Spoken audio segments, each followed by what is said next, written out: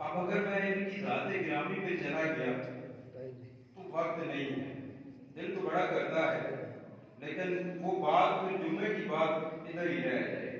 سیدنا سلمان فارسی، یہ فارس ایران کے شہزادے، اور بکتے بکتے پہنچے ہیں رسول عربی کی خدمت۔ یہ انہوں نے روایت کی ہے، یہ فرماتے ہیں کہ حضور کریم صلی اللہ تعالیٰ علیہ وآلہ وسلم نے فرمایا کہ جو آدمی جمعہ کے روز غسل کرے اور حسب استطاعت طہارت کرے،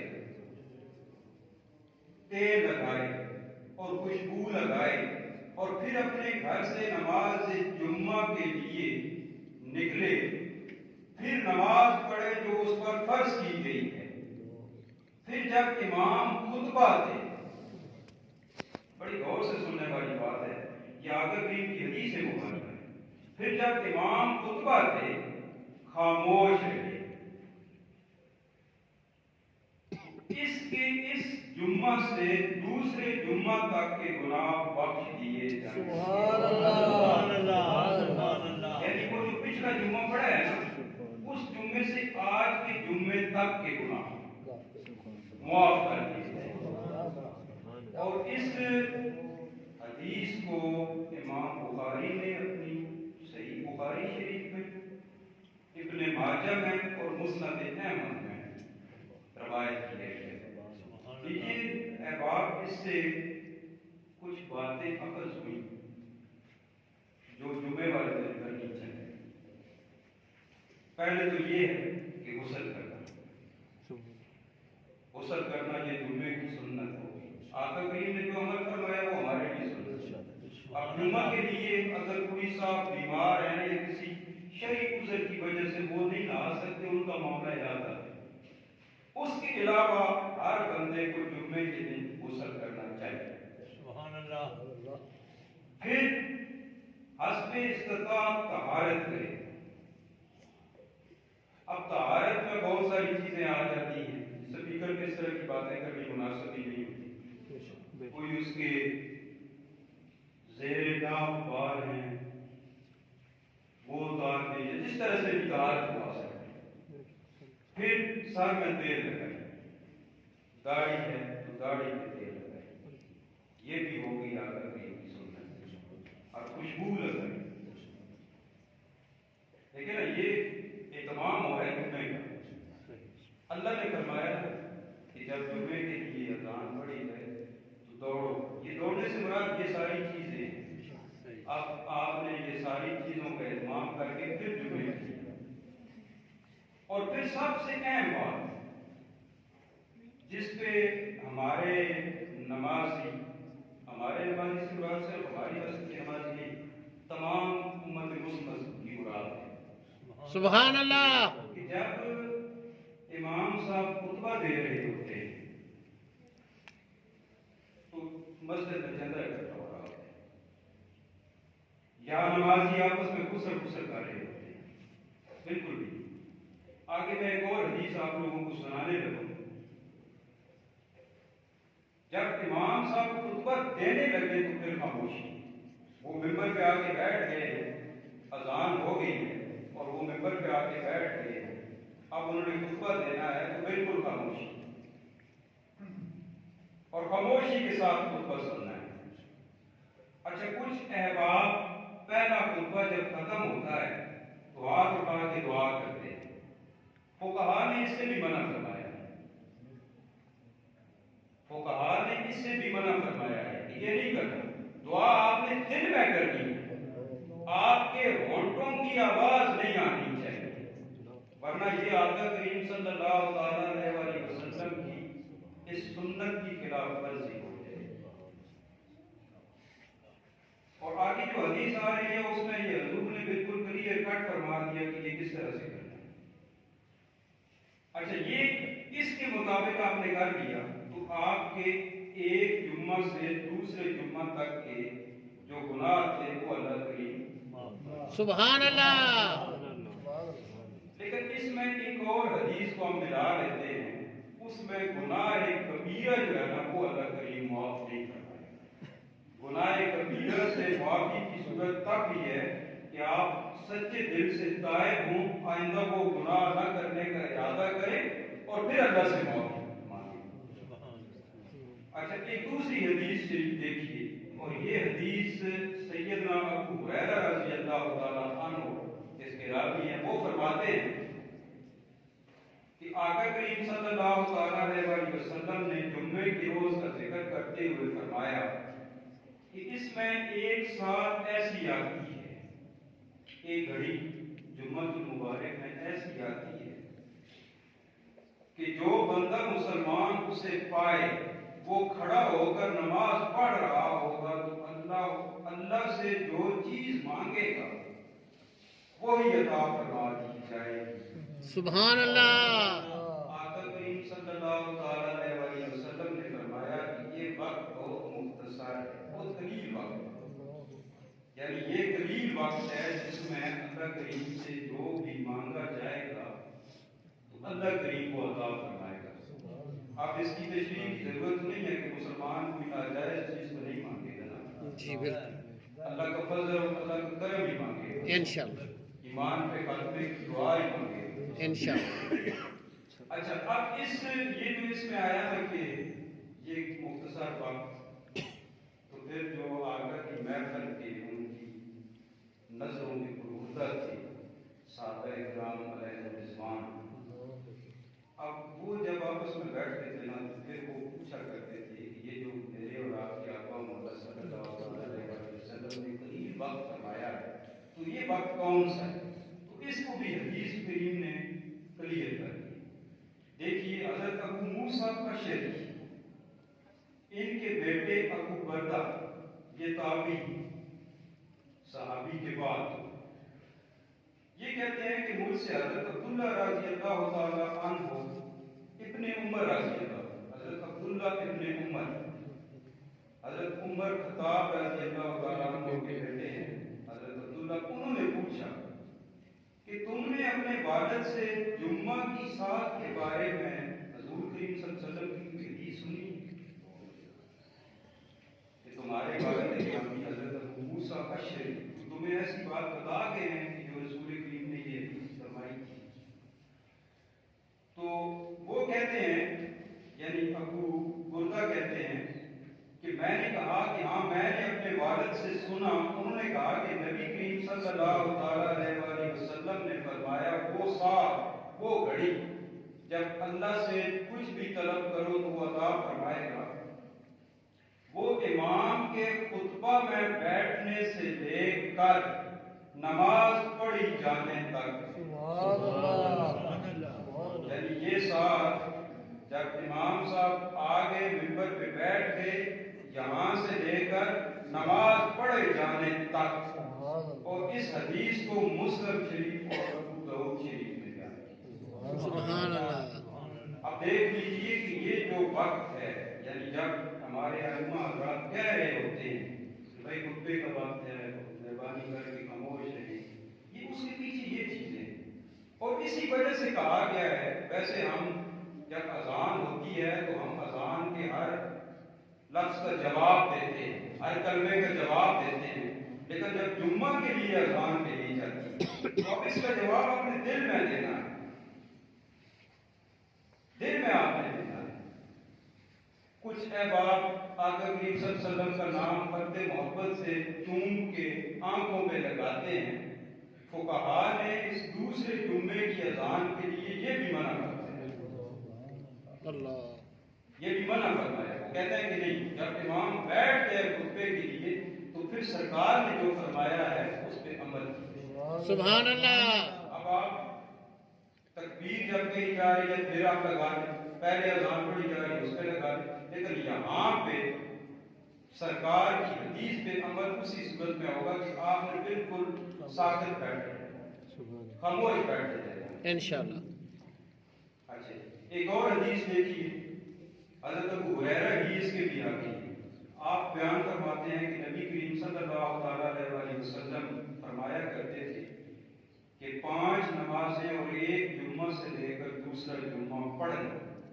اب اس میں تھوڑی سی ذرا زیادہ وضاحت آ گئی، 5 نمازیں اور ایک جمعہ سے سے دوسرے جمعے تک کا وقفہ، پھر ایک رمضان کے روزوں کے بعد دوسرے رمضان کے روزے رکھنا،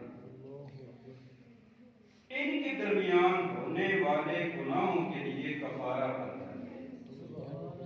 یعنی آپ نے پچھلے سال روزے رکھے تھے اور اس سال بھی اللہ ہمیں توفیق دے گا ہم روزے رکھیں انشاءاللہ۔ اب اس سال کے دوران اور ایک جمعے سے دوسرے جمعے کے دوران اور 5 نمازوں کے دوران، یعنی اللہ کتنا مہربان ہے، سبحان اللہ۔ 5 نمازیں پڑھیں گے تو وہ روز کے گناہ جو چھوٹے موٹے ہو جائیں گے وہ اللہ کریم ان نمازوں کے کفارے کے بدلے میں معاف کر دے۔ سبحان اللہ۔ تک گناہ کبیرہ کا ارتکاب نہیں۔ وہ پہلے میں بتا چکا ہوں کہ گناہ کبیرہ جب تک آپ سچے دل سے اللہ سے معافی نہیں طلب کریں گے اور اپنے ضمیر کو ملامت نہیں کریں گے کہ یہ کام آئندہ نہیں کرنا، تب تک اس کی معافی نہیں۔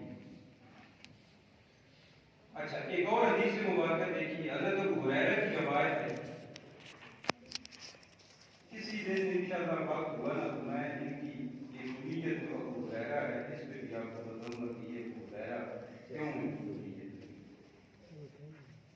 آقا کو اپنے غلاموں سے بڑی محبت تھی، غلام اپنے آقا کی اداؤں میں مرتے تھے تو آقا بھی جواب میں اپنے غلاموں سے اسی محبت سے پیش۔ سبحان اللہ۔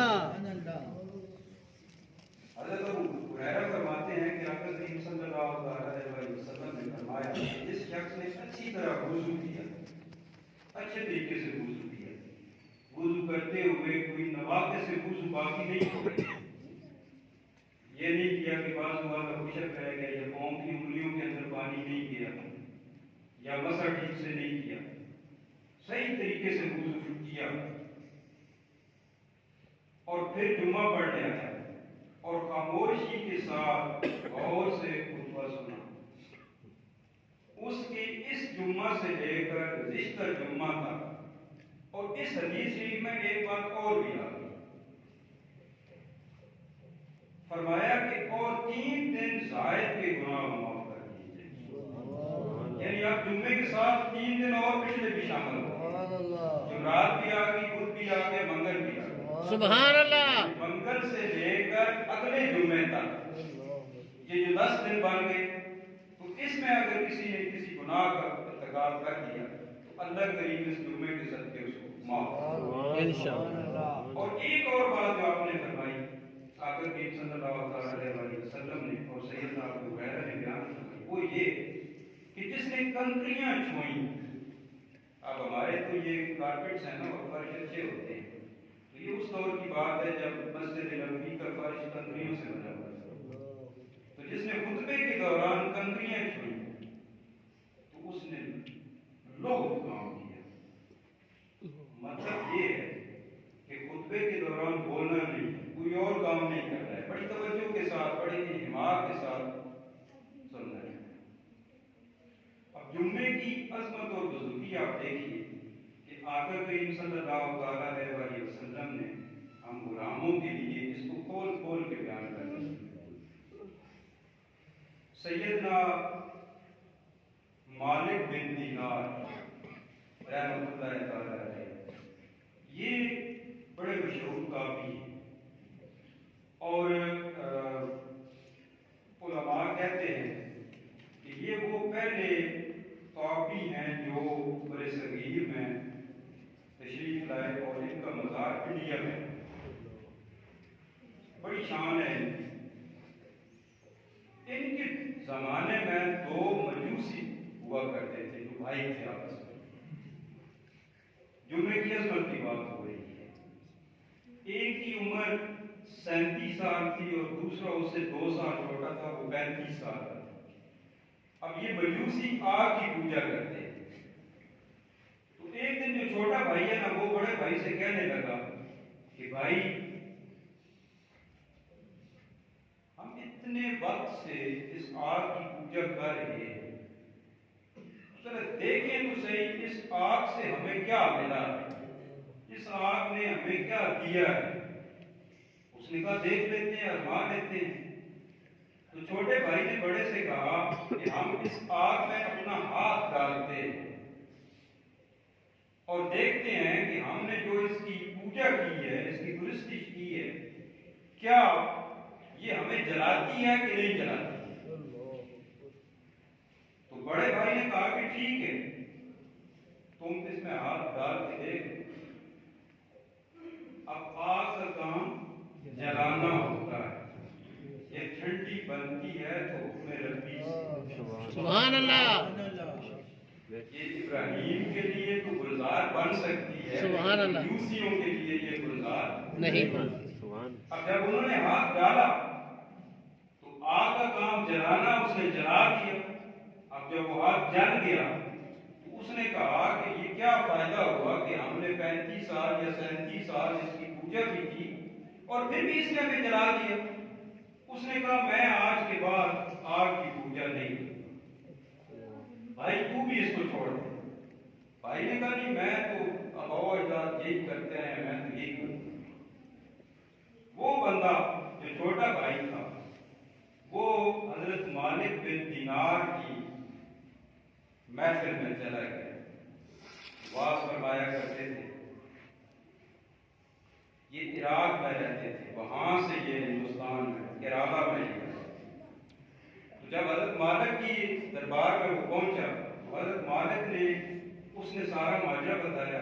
حضرت مالک نے اسے اسلام کی دعوت اسے بتایا اسلام کے بارے میں۔ اس نے کہا جی مجھے کلمہ پڑھنا۔ اب وہ اپنی پوری فیملی کے ساتھ، بیوی اور بچوں کے ساتھ مسلمان ہے۔ سبحان اللہ، جب وہ مسلمان ہوا تو چونکہ غریب تھا، اب کھانے کی بھی فکر تھی اور پھر سب سے زیادہ اپنے اہل و عیال کی فکر تھی۔ تو حضرت مالک نے اسے کہا کہ میرے عزیز تم تھوڑی دیر ادھر رکو، میں اپنے ان جو میرے واز سننے والے ہیں ان سے کہوں گا یہ تمہاری کچھ مدد کریں گے۔ قربان جائیے، اس نے جواب بہت خوبصورت انداز سے اس نے کہا کہ حضرت میں نے اسلام دنیاوی مفاد کے لیے قبول نہیں کیا۔ سبحان اللہ، سبحان اللہ، میں مسلمان نہیں ہوا کہ میری کمزوری کی وجہ سے، میری غربت کی وجہ سے مجھ پہ ترس کھا کے تو میری مدد کی جائے۔ میں تو اسلام کی عظمت کی وجہ سے قبول کیا۔ سبحان اللہ۔ وہ وہاں سے کسی ویرانے میں چلا گیا اپنے خاندان کو لے کر، اور وہاں جا کے سکونت اختیار کر لی۔ اب جب اگلا دن ہوا تو صبح اس کی بیوی نے کہا کہ بھائی آپ جاؤ کہیں جا کے محنت مزدوری کرو تاکہ گھر کا نظام چل سکے۔ وہ گیا، شام تک وہ پھرتا رہا، اسے کوئی مزدوری نہ ملی۔ آخر میں اللہ کریم کی طرف سے اس کے دل میں یہ خیال آیا کہ میں مسجد چلا جاؤں، وہاں جا کے نماز پڑھوں۔ وہ ساری نمازیں اس نے پڑھی اور شام کو ایسی خالی ہاتھ آ رہا۔ بیوی نے پوچھا بھائی کچھ لائے ہو کھانے کے لیے؟ تو کہنے لگا جس کے ہاں کام کیا ہے نا اس نے کہا ہے کل، آج نہیں ہے کل۔ اگلے دن پھر یہ ہوا۔ اب تیسرا دن جمعے کا تھا،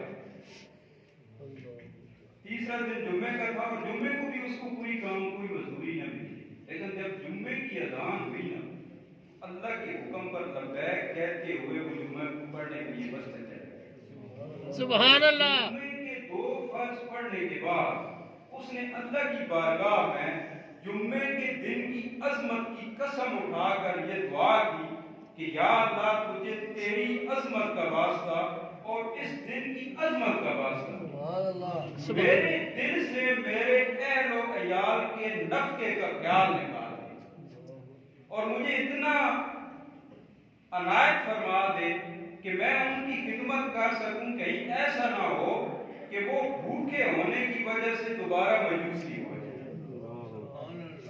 اب اس نے نماز پڑھی، نماز پڑھنے کے بعد اس کے ذہن میں یہ خیال آیا، جو رومال اس کے پاس تھا نا اس میں اس نے تھوڑی مٹی بھری اور وہ لے کے اپنے گھر چلا گیا۔ اب گھر کی کیفیت دیکھیے، جب اس نے جمعے کی نماز پڑھی وہی وقت ہوگا اس کے گھر کسی بندے نے آ کے آواز دی اس کی بیوی کو کہ باہر آؤ، یہ تمہارے خامند نے جس کا کام کیا ہے اس نے یہ کچھ تمہارے لیے بھیجا ہے۔ اس کی بیوی جب باہر نکلی تو اس نے دیکھا کہ اس بندے نے ایک ڈش اٹھائی ہوئی ہے، ایک ٹرے اٹھایا ہوا ہے۔ اس نے کہا کہ یہ کہاں سے؟ انہوں نے کہا کہ جس مالک کا اس نے کام کیا ہے نا، یہ اس نے اس کے لیے بھیجا ہے۔ اور چونکہ آج جمعے کا دن ہے تو قلیل اجر کا بھی اس کے ہاں بڑا زیادہ ثواب ہے، تو یہ اس نے بھیجا ہے۔ جب اس خاتون نے وہ ڈش لی تو اس میں دیکھا کہ بہت سارے اس میں دینار پڑے اور کچھ کھانے کی چیزیں۔ اب اس نے وہ دینار لیے اور ان میں سے ایک دینار لے کے جا کے ساتھ کسی جگہ سے کسی صراف سے جا کے وہ دینار چینج کرائے۔ جب صراف نے دیکھا اس نے کہا یہ کہاں سے لائی؟ اس نے سارا ماجرا بتایا کہ یہ اس طرح میرا خاوند بھی کام کر رہا ہے تو یہ اس کے بدلے میں ہے۔ اب وہ صراف اس نے جب غور سے دیکھا تو اس نے کہا کہ یہ اس دنیا کی کرنسی بلتی نہیں۔ اس کا وزن جب اس نے کیا تو باقی دینار کو ساتھ ڈالتا گیا اور یہاں تک لکھا ہے کہ 100 دینار اسے ایک دینار کے بدلے میں آیا، اور بعض روایات میں 1000، اور اس نے وہ 1000 دینار اس کو دیے اور ساتھ کہا کہ مجھے بھی جو کچھ تم کرتے ہو مجھے بھی بتاؤ تاکہ میں بھی وہ قبول کروں۔ اس خاتون نے اس کو کلمہ پڑھایا، مسلمان ہو گیا۔ ادھر اس مزدور کا اس غریب کا حال جانیے۔ وہ جب گھر پہنچا نا تو جب گھر کے اندر وہ آیا تو اندر سے کھانے کی خوشبو آ رہی ہے، کھانے کی خوشبو آ رہی ہے، اور اس نے وہ جو مٹی لی ہوئی تھی نا وہ ایک دروازے کی سائڈ پہ رکھ دی، اور جب اندر گیا تو بیوی سے پوچھا کہ یہ کیا ماجرا ہے، یہ کہاں سے ہے؟ تو بیوی نے بتایا کہ تم جس کے ہاں مزدوری کرتے ہو نا انہوں نے اپنا بندہ بھیج کے تمہاری اجرت بھیجی اور یہ وہ اجرت ہے۔ اس نے پوچھا کہ میں تو مسجد گیا تھا، نماز پڑھنے گیا تھا، میں تو یہی کام کر رہا تھا۔ اس نے کہا بس اس نے یہی کہا ہے کہ جس کے ہاں وہ مزدوری کر رہا ہے وہ جمعے والے دن قلیل اجر کا بہت ثواب دیتا ہے، تو یہ اس اللہ کریم کی طرف سے ہے۔ اب تم بتاؤ کہ تم رومال میں کیا لائے؟ اس نے کہا اس کو چھوڑو، اس کا نہیں، بتاؤ مجھے۔ اب جب اس اللہ کی بندی نے جا کے وہ رومال اٹھایا تو اللہ کی اذن سے وہ مٹی آٹا بن گیا۔ یہ اللہ کریم کی عظمت کی نشانیاں ہیں، اور ہم اتنے خوش نصیب ہیں کہ اللہ کریم نے ہماری بخشش کا اس انداز سے اہتمام کیا ہے، اور یہ سارا صرف اور صرف میرے اور آپ کے آقا مولا صلی اللہ علیہ وسلم کے دامن سے وابستہ ہونے کی وجہ سے۔ یہ سارے انعامات و احسانات آقا کریم کا ان کی ہونے کی وجہ سے ہیں۔ اب ہم پہ آپ کے ان کی ہونے کی وجہ سے یہ ذمہ داریاں عائد ہوتی ہیں کہ میرے اور آپ کے آقا مولا صلی اللہ علیہ وسلم نے جو فرمایا ہے، جس انداز سے فرمایا ہے، چاہے وہ قولی ہو چاہے وہ فعلی ہو، ہم اس پہ عمل کرنے کی کوشش کریں۔ اللہ کریم سے دعا ہے کہ اللہ کریم